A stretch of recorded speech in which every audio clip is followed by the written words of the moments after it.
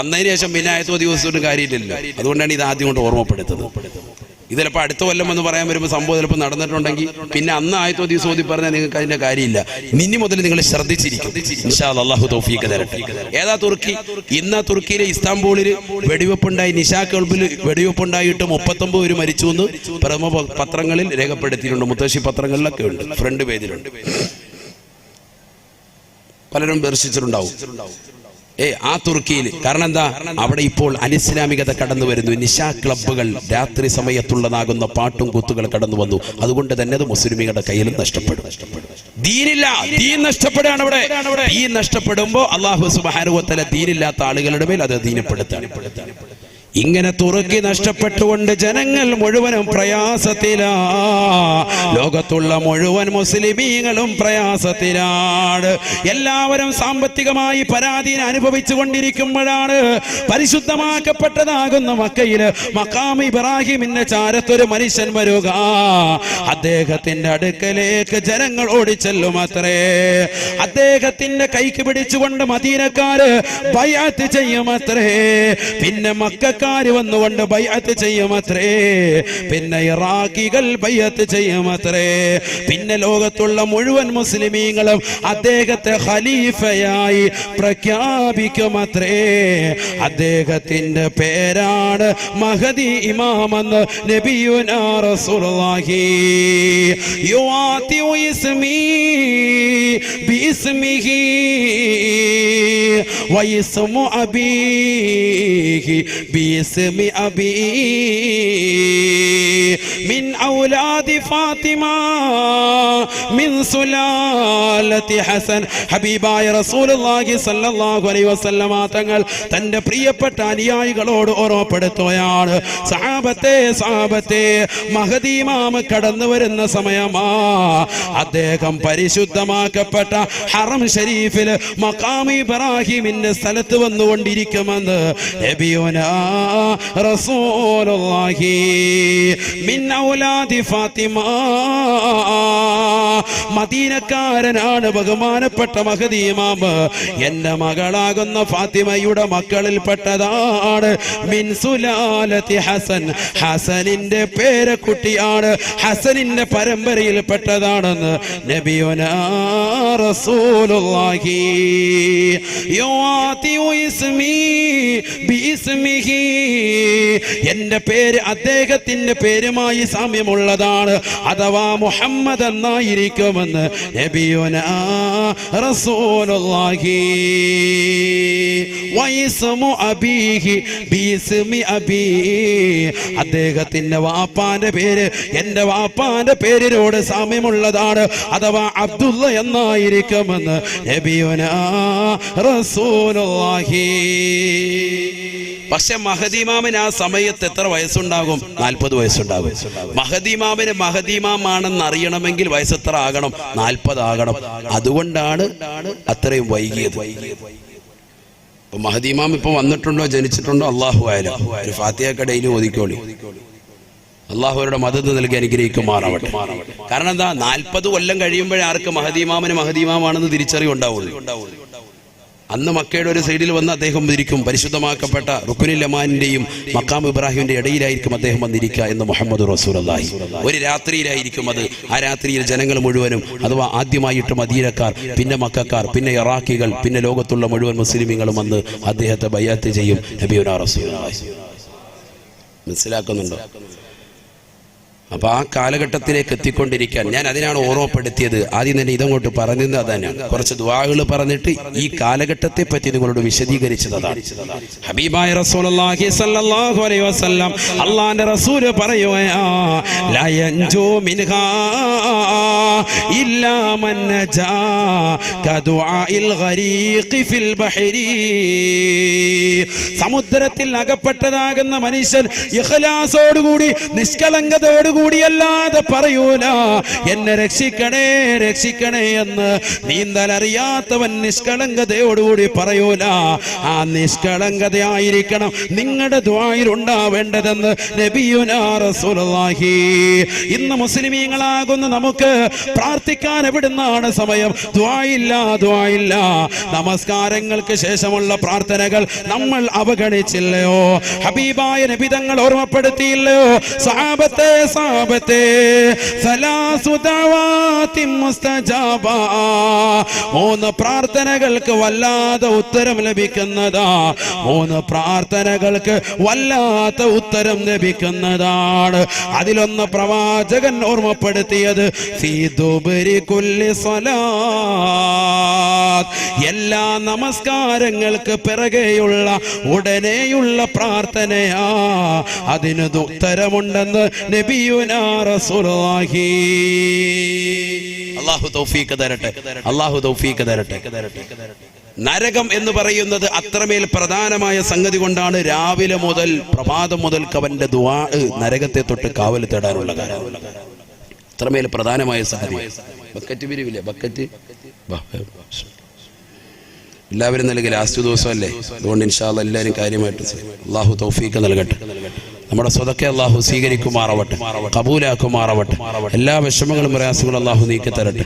അപകടങ്ങളെ തൊട്ട്, ദുരിതങ്ങളെ തൊട്ട്, വിപത്തുകളെ തൊട്ട് അല്ലാഹു കാത്തുരക്ഷിക്കട്ടെ. ബിസ്മില്ലാഹിർ റഹ്മാനിർ റഹീം. വേഗം കൊടുക്കും. ബിസ്മില്ലാ.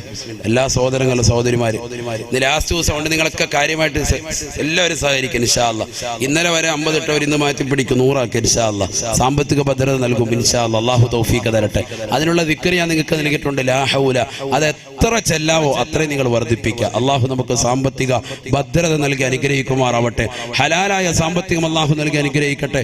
നല്ല വീട് അല്ലാഹു നമുക്ക് നൽകി അനുഗ്രഹിക്കട്ടെ. നമ്മുടെ മക്കളെ അല്ലാഹു സാലിഹ്യങ്ങൾ ഉൾപ്പെടുത്തട്ടെ, ആബിദീങ്ങൾ ഉൾപ്പെടുത്തട്ടെ. എല്ലാ വിഷമങ്ങളും പ്രയാസങ്ങളും അല്ലാഹു നീക്കി തരട്ടെ. ഏത് നിയ്യത്തുകൾ വെച്ചുകൊണ്ട് നമ്മൾ ഇടുന്നോ ആ നിയ്യത്തുകളൊക്കെ അല്ലാഹു സാധൂകരിച്ചു തരട്ടെ. നമ്മുടെ രോഗങ്ങൾ അല്ലാഹു പരിപൂർണ്ണ ശമനമാക്കട്ടെ. ക്യാൻസർ എന്ന് പറയുന്ന മാരകമായ രോഗത്തിന് അടിമപ്പെട്ടുകൊണ്ടാണ് നമ്മുടെ ഈ നാട്ടിലുള്ള ഒരുപാട് സഹോദര സഹോദരിമാർ. അല്ലാഹു പരിപൂർണമായി രോഗശമനം നൽകി അനുഗ്രഹിക്കുമാറാവട്ടെ.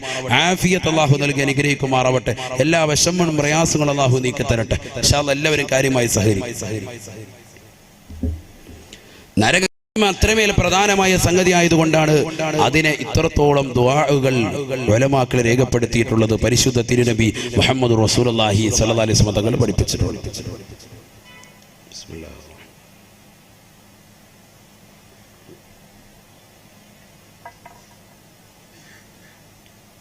സമയം കഴിഞ്ഞ എത്ര നേരമായി? ഇപ്പൊ തുടങ്ങിയിട്ട് എത്രയായി?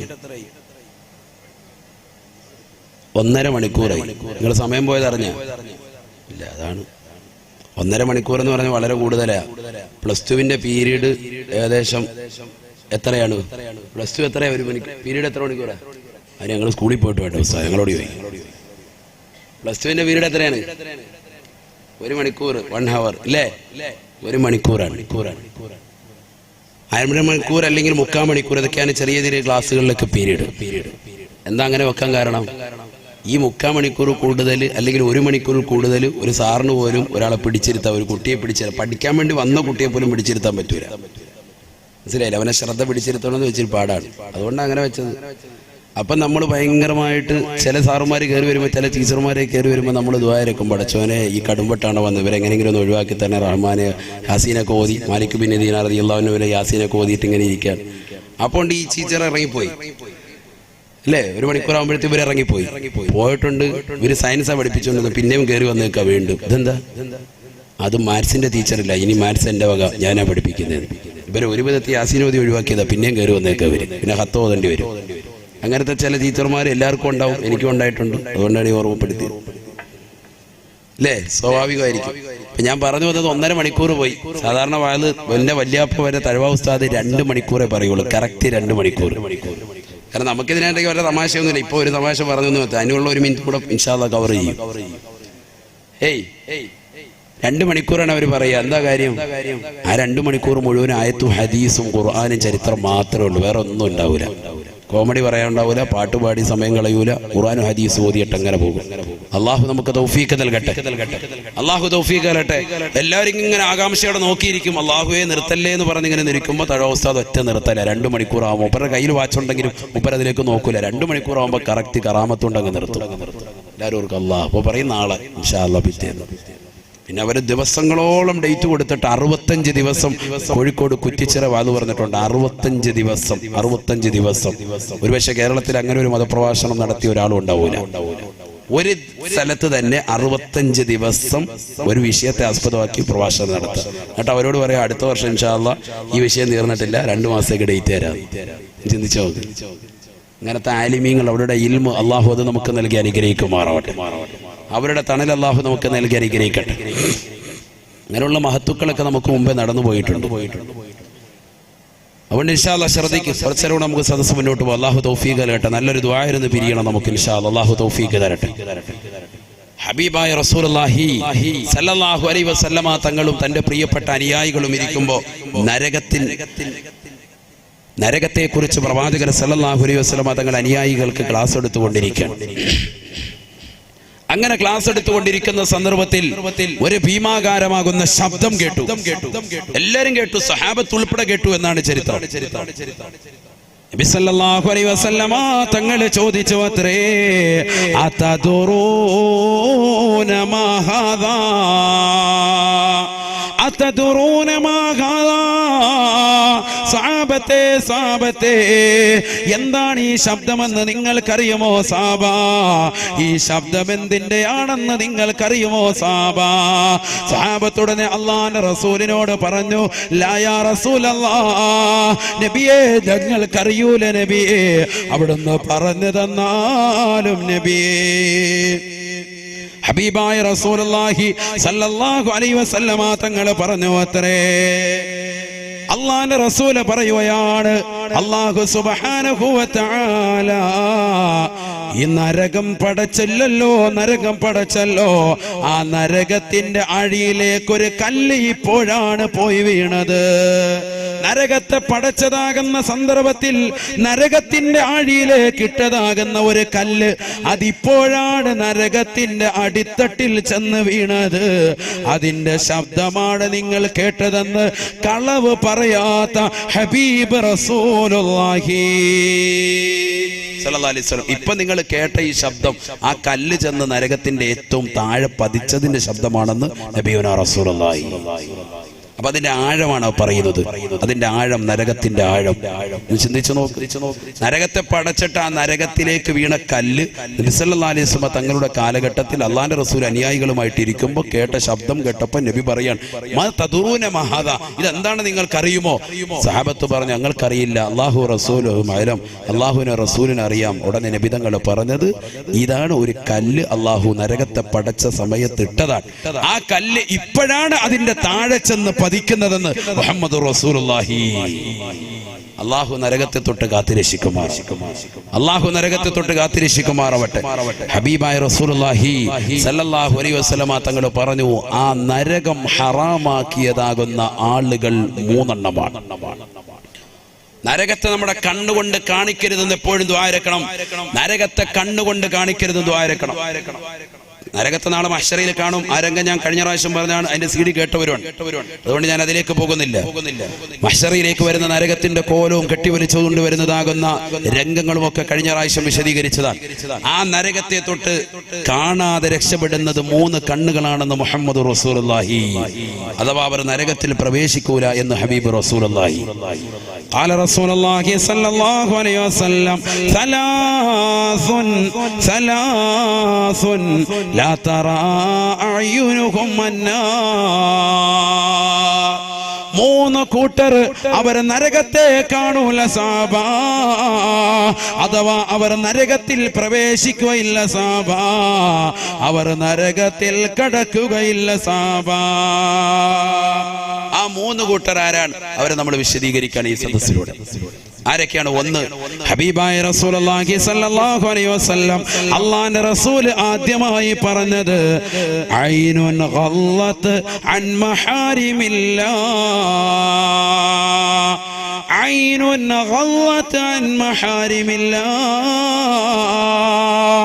ഹറാമ കാണുന്നതിനെ തൊട്ട് കണ്ണിനെ സൂക്ഷിച്ചതാകുന്ന ഏത് വ്യക്തികളുണ്ടോ, ഏതൊക്കെ കണ്ണുകളുണ്ടോ, അവർ നരകത്തെ കാണൂല, അവർ നരകത്തിൽ കടക്കൂല എന്ന് നബിയുനാ റസൂലുള്ളാഹി. അല്ലാഹുവേ ഞങ്ങൾ അത്തരത്തിൽ ഉൾപ്പെടുത്തണേ അല്ലാ. നരകത്തെ കാണാത്തതാകുന്ന മുഅ്മിനീങ്ങളിൽ ഞങ്ങളെ ഉൾപ്പെടുത്തണേ അല്ലാ. എന്റെ പ്രിയപ്പെട്ട സഹോദരങ്ങളെ, എത്ര മോശപ്പെട്ട കണ്ണാണ് നമ്മുടെ കണ്ണുകൾ, എത്ര ഹറാമാണ് നമ്മൾ ജീവിതത്തിൽ കണ്ടു തീർക്കുന്നത്. പരിശുദ്ധമായ ഇശാ മഗ്രിബിന്റെ ഇടയിൽ ഖുർആനുകൾ നമ്മുടെ ജീവിതത്തിലില്ല, ദിക്റുകൾ നമ്മുടെ ജീവിതത്തിലില്ല. പഴയ കാലഘട്ടത്തിൽ പൊലിമയ്ക്ക് വേണ്ടി പറഞ്ഞിരുന്നതായിരുന്നു സീരിയൽ കാണുന്നതിരുന്നതെന്ന് പറഞ്ഞിരുന്നെങ്കിൽ ഇന്ന് തീർച്ചയായിട്ടും സ്ത്രീകൾ സീരിയലിന് അടിമപ്പെട്ടില്ലയോ? സിനിമയുടെ ലോകത്തേക്ക് സഹോദരങ്ങൾ മാറിയില്ലയോ? ജിയോ സിം ഇറങ്ങിയത് മുതൽ എല്ലാ ദിവസവും യൂട്യൂബിലൂടെ പ്രഭാഷണങ്ങൾ ഡൗൺലോഡ് ചെയ്യുന്നത് കേൾക്കേണ്ടതിന് പകരം എല്ലാ ദിവസവും സിനിമ ഡൗൺലോഡ് ചെയ്തുകൊണ്ട് കണ്ടു തീർക്കുന്ന ചെറുപ്പക്കാരില്ലയോ, യുവാക്കളില്ലയോ? എത്ര ജിയോ സിമ്മാണ് ഈ നാട്ടിലുള്ള സഹോദരങ്ങൾ വാങ്ങിയത്? എത്ര സഹോദരങ്ങളാണ് അശ്ലീലമാകുന്ന സിനിമകൾ കാണുന്നത്? അശ്ലീലമാകുന്ന സിനിമാ ഗാനങ്ങൾ പാതിരാത്രി സമയത്ത് ഹെഡ്സെറ്റ് വെച്ചുകൊണ്ട് ഉറങ്ങാൻ കിടക്കുന്ന സമയത്ത് അവൻ നരകത്തെ തൊട്ട് കാവൽ ചോദിച്ചുകൊണ്ട് കടക്കണമെന്ന് പഠിപ്പിച്ച പ്രവാചകൻ അല്ലാഹു സുബ്ഹാനഹു വ തആല ആ അല്ലാഹുവിന്റെയും പ്രവാചകന്റെയും വചനങ്ങളെ തൃണവൽഗണിച്ചുകൊണ്ട് അവഗണിച്ചുകൊണ്ട് അശ്ലീലമാകുന്ന സിനിമാ ഗാനങ്ങൾ കേട്ടുകൊണ്ടും സിനിമാ ഗാനങ്ങൾ കണ്ടുകൊണ്ടും അവന്റെ കണ്ണും കാതും നശിപ്പിച്ചില്ലയോ? നരകത്തെ വിലക്ക് വാങ്ങുകയല്ലയോ? നരകത്തെ വിലക്ക് വാങ്ങുകയല്ലയോ?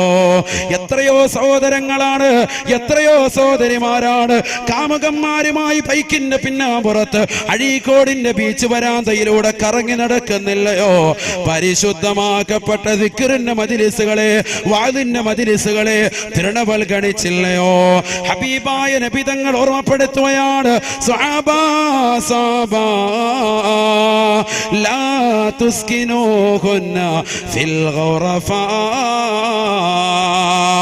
സഹാബത്തെ, സഹാബത്തെ, നിങ്ങളുടെ പ്രിയപ്പെട്ടതാകുന്ന പെൺമക്കളെ ഒറ്റയ്ക്ക് ഒരു റൂമിൽ നിങ്ങൾ താമസിപ്പിക്കരുതേ.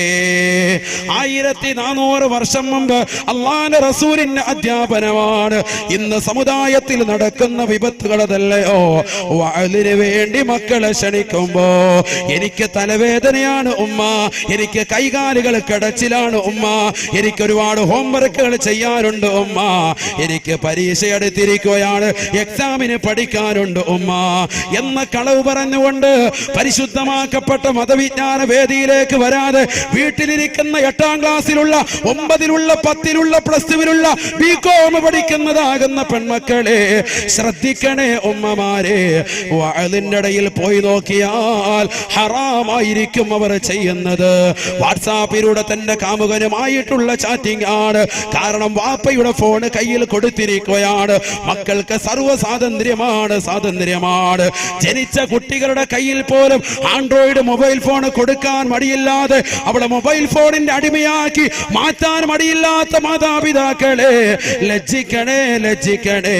ഇന്നത്തെ മക്കള് പോകുന്നത് മോശപ്പെട്ട തലത്തിലേക്കല്ലയോ? ഹബീബായ നബി തങ്ങൾ ഓർമ്മപ്പെടുത്തുകയാണ്, ലാ തുസ്കിനൂഹുന്ന ഫിൽ ഗുറഫാ.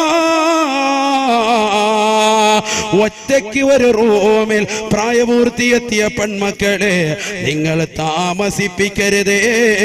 നബിയുനാ റസൂലുള്ളാഹി.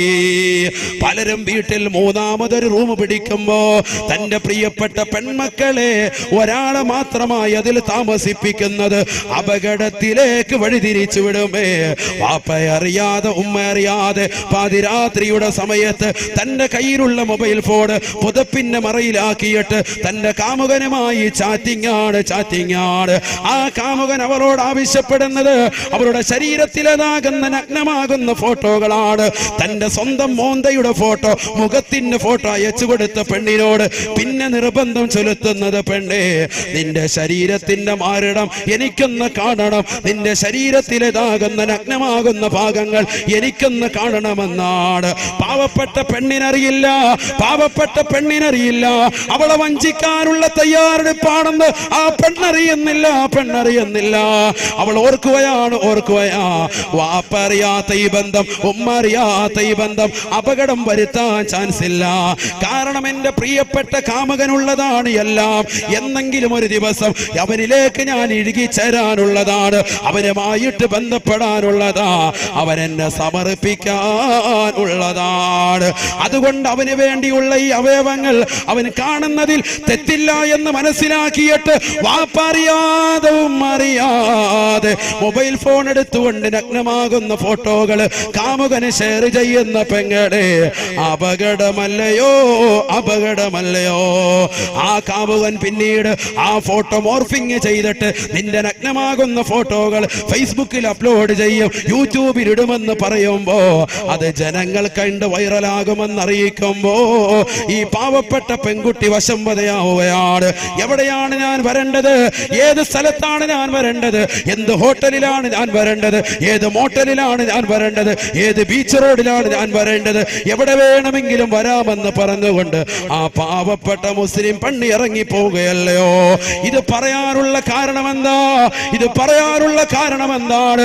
ഇന്നലെ ഈ വാഴ നടക്കുന്ന ഇതേ സദസ്സിൽ വെച്ചുകൊണ്ട് തന്നെ എന്റെ പ്രിയപ്പെട്ട സഹോദരങ്ങളെ, തൊട്ടപ്പുറത്തുള്ളതാകുന്ന സ്ഥലത്ത് വെച്ചുകൊണ്ട് പർദ്ദ ധരിച്ചതാകുന്ന ഒരു പച്ച മനുഷ്യനെ ഇന്നലെ പിടിച്ചു അത്രേ. ഇന്നലെ ഒരു പുരുഷനെ പിടിച്ചു അത്രേ. അവൻ പർദ്ദ ധരിച്ചുകൊണ്ട് കടന്നു വന്നവനാ. ചിന്തിക്കണേ, എന്തിനു വേണ്ടിയാണ് അവനെ പിടിച്ചു നിർത്തി ചോദിച്ചപ്പോ അവൻ വെളിപ്പെടുത്തുകയാ, ഈ വാഴ് കേൾക്കാൻ വന്ന ഒരു പെണ്ണുമായി ഞാൻ ഇഷ്ടത്തിലാണ്, അവളുമായി ഒളിച്ചോടാനുള്ള തയ്യാറെടുപ്പാണ് ഞങ്ങൾ നടത്തുന്നതെന്ന് പറയുമ്പോ അഴീക്കോടുള്ള ഉപ്പ ജാഗരൂകരാകണേ, ശ്രദ്ധിക്കണേ. നമ്മുടെ മക്കളെ കഴുകന്മാര് കൊത്തിക്കൊണ്ടുപോകാൻ, റാഞ്ചിക്കൊണ്ടുപോകാൻ പരുന്തിന്റെ മക്കള് വന്നുകൊണ്ട് നിൽക്കുകയാണ്. ഇതര സമുദായത്തിലെ സഹോദരങ്ങളോടൊപ്പം എത്ര മുസ്ലിം സഹോദരിമാരാണ് ഓടിപ്പോയത്? മതമൈത്രിയും മതസ്നേഹവും നമുക്ക് വേണം. അത് നിലനിൽക്കുന്ന നാടാണ്, അത് നിലനിൽക്കാൻ പരിശ്രമിക്കുന്ന സംഘാടക സമിതിയാണിത്. അത് നിലനിർത്തിക്കൊണ്ടു പോകാൻ ഏറ്റവും കൂടുതൽ ആഗ്രഹിക്കുന്ന ഉസ്താദാണ്. എന്റെ പ്രിയപ്പെട്ട മുഅ്മിനീങ്ങളെ, ആ മതമൈത്രിയും മതസ്നേഹവും അന്യന്റേതാകുന്ന ബീജത്തുള്ളികൾ നമ്മുടെ പ്രിയപ്പെട്ട മക്കളിൽ നിക്ഷേപിച്ചിട്ടാകരുതേ. നമ്മുടെ പ്രിയപ്പെട്ടതാകുന്ന ഭാര്യയെ അവൻ അടിച്ചുകൊണ്ട് പോയിട്ടാകരുതേ. അത്തരത്തിലുള്ള സ്നേഹമോ മതമൈത്രിയോ നമുക്കാവശ്യമില്ല. ഹബീബായ നബി തങ്ങൾ തന്റെ പ്രിയപ്പെട്ട അനുയായികളോട് ഓർമ്മപ്പെടുത്തുകയാണ്, ഇയ്യാകും വൽ ജുലൂസ മന്നിസാ. സഹാബാ നിങ്ങൾ സൂക്ഷിക്കണേ വൽ ജുലൂസ മന്നിസാ. അന്യ പെണ്ണുങ്ങളുമായി തനിച്ചിരിക്കുന്നതിനെ സൂക്ഷിക്കണേ എന്ന് നബിയുനാ റസൂലുള്ളാഹി. തഹ്ദീറിന്റെ ലഫ്ളാണ് ഇയ്യാക, നീ സൂക്ഷിക്കണേ മുഹമ്മദ് റസൂലുള്ളാഹി.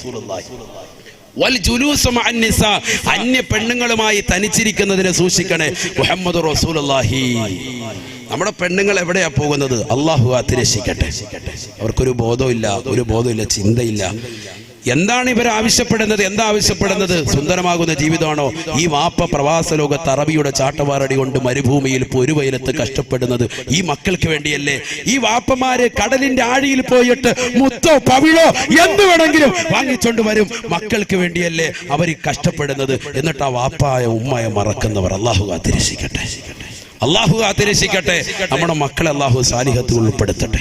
എവിടെ എത്തിപ്പോയി 18 വയസ്സുവരെ തേനെ പാലെ എന്ന് വളർത്തുന്നതാകുന്ന മക്കൾ വാപ്പായും ഉമ്മായും യാതൊരുവിധ ലജ്ജയില്ലാതെ, ഇതൊക്കെ ഉസ്താദുമാർ എത്ര വാത് പറഞ്ഞിട്ടും കേൾക്കുന്നില്ല. നിങ്ങളുടെ ശരീരം മാത്രമാണ് അവർ ലക്ഷ്യം വെക്കുന്നത്. വല്ലാഹി സുമ്മ വല്ലാഹി, ഈ സദസ്സ് സാക്ഷിയാണ്, ആയിരക്കണക്കിന് ആളുകളും സാക്ഷിയാണ്. ഞാൻ ഉറപ്പിച്ചു പറയുന്നു, കുമ്മനം ഉസ്താദ് തുറന്നടിച്ചു പറയുന്നു, നിങ്ങൾക്ക് ഓർമ്മപ്പെടുത്തിക്കൊള്ളുക, നിങ്ങളുടെ ഹൃദയത്തിൽ ഉരുടവനാക്കുക, നിങ്ങളുടെ ശരീരത്തെ മാത്രമാണ് അവർ ലക്ഷ്യമാക്കുന്നത്, അല്ലാതെ മറ്റൊന്നുമല്ല. നിങ്ങളുടെ ശരീരം മാത്രമാണ്. എത്ര ഉദാഹരണങ്ങളാണ് നമുക്ക് മുന്നിൽ. നിങ്ങളുടെ ശരീരത്തെ തിന്നു കഴിയുമ്പോൾ എവിടെന്നെങ്കിലും റെയിൽവേ ട്രാക്കിൽ വലിച്ചങ്ങോട്ടെറിയും, എവിടെയെങ്കിലും കഴുത്തക്കെട്ടി തൂക്കും, ഏതെങ്കിലും ഓടയിലേക്ക് വലിച്ചെറിയും, കൊന്നു തള്ളും, ശ്വാസം മുട്ടിച്ച് കൊന്നു കളയും. അള്ളാഹു കാത്തിരക്ഷിക്കട്ടെ. നമ്മുടെ മക്കൾക്ക് അത്തരത്തിലുള്ള ദാരുണമാകുന്ന മരണത്തെ തൊട്ട് അള്ളാഹു ആക്കട്ടെ. ഇതൊക്കെ പറഞ്ഞു കൊടുത്തിട്ട് പോലും മുസ്ലിമീങ്ങൾ ഇതൊക്കെ പത്രമാധ്യമങ്ങളിലൂടെ, ദൃശ്യമാധ്യമങ്ങളിലൂടെ, വാട്സാപ്പിലൂടെ, ഫേസ്ബുക്കിലൂടെ ഒക്കെ എത്രയെത്ര ഉദാഹരണങ്ങൾ ഡെയിലി കണ്ടുകൊണ്ടിരിക്കുക, എന്നിട്ടും പഠിക്കുന്നില്ല നമ്മുടെ സഹോദരിമാർ. എന്താണ് ഈ പ്രേമം? എന്താ പ്രേമം? നിങ്ങളൊരു 10 സലാത്ത് റസൂലുള്ളാഹി സ്വല്ലല്ലാഹി അലൈഹി വസല്ലം തങ്ങൾക്ക് ചൊല്ലി, എന്ത് കൂലിയാണ്! ആ പ്രവാചകനെ സ്നേഹിച്ച എത്ര വലിയ സ്നേഹമാണ്. അള്ളാഹുവിനെ സ്നേഹിക്ക്, ഒരു ചാണങ്ങോട്ട് സ്നേഹിച്ചാൽ ഒരടി ഇങ്ങോട്ട് സ്നേഹിക്കുന്നവരല്ലേ അള്ളാഹു. ഖുദ്സിയായ ഹദീസിൽ രേഖപ്പെടുത്തിയില്ലേ, എന്താ അള്ളാഹുവിനെ സ്നേഹിച്ചാൽ? എന്തിനാ നിങ്ങൾ മറ്റുള്ളവരെ, നിങ്ങളുടെ കാര്യങ്ങൾ നടത്തി തരുന്ന റബ്ബ്, നിങ്ങളുടെ കാര്യങ്ങൾ ഏറ്റെടുക്കുന്നതാകുന്ന റബ്ബ്, റബ്ബിലേക്ക് നിങ്ങൾ കൈനീട്ടി പ്രവാചകനെ അതിന് അടയാളാക്കി നിങ്ങളുടെ കാര്യങ്ങൾ പറയുന്ന അള്ളാഹു തൗഫീഖ് തരട്ടെ. നിങ്ങൾ എന്തിനാ ഇങ്ങനെ പോകുന്നത്? അള്ളാഹു കാത്തിരക്ഷിക്കുമാറാവട്ടെ. അള്ളാഹുവിന്റെ റസൂൽ പറഞ്ഞു, ഇയ്യാകും വൽ ജുലൂസ മഅൻ നിസാ, പുരുഷന്മാരെ നിങ്ങൾ സൂക്ഷിക്കണം, അന്യ പെണ്ണിനോടൊപ്പം തനിച്ചിരിക്കുന്നത് സൂക്ഷിക്കണം. ഒരു സഹാബി എണീറ്റ് നിന്നുകൊണ്ട് നബിയോട് ചോദിക്കുകയാ, യാ റസൂലല്ലാഹ് അഫറഅയ്തൽ ഹംവാ, അഫറഅയ്തൽ ഹംവാ, നബിയേ ഞങ്ങൾ സൂക്ഷിക്കാം നബി, പക്ഷെ ഒരു കാര്യം ഞങ്ങൾക്ക് ചോദിക്കാനുണ്ട്.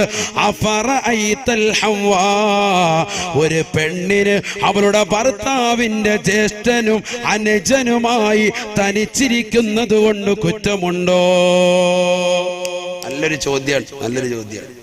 ഇവിടെ ശ്രദ്ധിക്കുക, നല്ലതുപോലെ ശ്രദ്ധിക്കുക. സഹാബികൾ ചോദിച്ചു പോയി. അങ്ങനെ അള്ളാഹുവിന്റെ റസൂലിന്റെ അടുക്കൽ ചോദിച്ചത് നല്ല ചോദ്യമാണ്. ഒരു കുടുംബത്തിൽ ഒന്നായിട്ട് കഴിയാണ്, ഭർത്താവിന്റെ അനുജൻ, ഭർത്താവിന്റെ ജ്യേഷ്ഠൻ, ഇവരുമായിട്ട് പെണ്ണിന്, ഭർത്താവിന്റെ ഭാര്യയ്ക്ക്, അതെ ഈ സഹോദരന്റെ ഭാര്യയ്ക്ക് തനിച്ചിരിക്കാൻ പറ്റുമോ, ഒറ്റയ്ക്കിരിക്കാൻ പറ്റുമോ? ഇതാണ് ചോദ്യം. ഒറ്റയ്ക്ക് യാത്ര ചെയ്യാൻ പറ്റുമോ? ബൈക്കിൽ, കാറിൽ, ഒറ്റയ്ക്ക് ഒരു റൂമിൽ, വീട്ടിൽ കുഴപ്പമില്ല, ഒരു റൂമിലാണ് ഭാര്യയെങ്കിൽ പ്രശ്നമില്ല, ഒരു റൂമിൽ ഒറ്റയ്ക്ക് പറ്റുമോ? ഫഖാല നബി സല്ലല്ലാഹു അലൈഹി വസല്ലം, അല്ലാഹുവിന്റെ റസൂൽ പറഞ്ഞു അത്രേ, അൽ ഹംവു അൽ മൗത്, അൽ ഹംവു അൽ മൗത്, അൽ ഹംവു അൽ മൗത്. സഹാബാ അൽ ഹംവു അൽ മൗത്, സ്വന്തം ഭർത്താവിന്റെ ജ്യേഷ്ഠനാകട്ടെ അനുജനാകട്ടെ അവനുമായി തനിച്ചിരിക്കാൻ പെണ്ണിന് പറ്റൂല, ഇസ്ലാം അനുവദിക്കുകയില്ല. ഇന്ന് എത്രയെത്ര ചെറുപ്പക്കാരാണ്, എത്രയെത്ര സഹോദരിമാരാണ് ഇതിൽ ശ്രദ്ധിക്കാതെ പോകുന്നവർ. സ്വന്തം ഭർത്താവിന്റെ അനുജനാണ്, ഭർത്താവിന്റെ ജ്യേഷ്ഠനാ, ഒന്നിച്ചിരുന്നു കൊണ്ട് തോളത്ത് കൈവച്ചുകൊണ്ട് യാത്ര ചെയ്യുകയല്ലയോ, ഹറാമല്ലയോ? പാവപ്പെട്ട ഭർത്താവ് പ്രവാസ ലോകത്താണ്, അവൾക്ക് വേണ്ടി, അവരുടെ മക്കൾക്ക് വേണ്ടി കഷ്ടപ്പെടുകയാണ്. അവൾ ഇവിടെ അനുജന്റെ കൂടെ, ജ്യേഷ്ഠന്റെ കൂടെ, അല്ലെങ്കിൽ മറ്റുള്ള സഹോദരങ്ങളുടെ കൂടെ യാത്ര നടത്തുകയാ. ഹറാമാണെന്ന് നബിയുനാ റസൂലുള്ളാഹി സ്വല്ലല്ലാഹി അലൈഹി വസല്ലം. ഭർത്താവിന്റെ ജ്യേഷ്ഠനും ഏതിനും എങ്ങനെ വഴിതെറ്റൂലല്ലോ, പലരും തെറ്റും. ആരായി പറയുന്നത്? നബിയുനാ റസൂലുള്ളാഹി. അല്ലാഹുവിന്റെ റസൂൽ പറയും തെറ്റും. എപ്പോഴാണ് പിശാച് ഇടയിൽ കടന്നു വരുന്നത്? നിങ്ങളുടെ മനസ്സ് ശുദ്ധമായിരിക്കും, പക്ഷെ പിശാച് ഇടയിൽ കയറിയാൽ അള്ളാഹു കാത്തിരക്ഷിക്കട്ടെ, പിന്നെ അവിടെ ഉണ്ടാകുന്ന അപകടം പറയണ്ട. അള്ളാന്റെ റസൂല് പറഞ്ഞില്ലേ, ഒരാണും ഒരു പെണ്ണും കൂടി തനിച്ചാൽ ഇല്ലാ വദഖല ബൈനഹുമ ശൈത്താൻ, അവർക്കിടയിൽ പിശാച് പ്രവേശിക്കുമത്രേ. ഇല്ലാ വസാലിസുഹുമ ശൈത്താൻ. മറ്റൊരു റിവായത്തിൽ നബി തങ്ങൾ ഓർമ്മപ്പെടുത്തുന്നുണ്ട്, അവർക്കിടയിൽ മൂന്നാമതായി കടന്നു വരിക.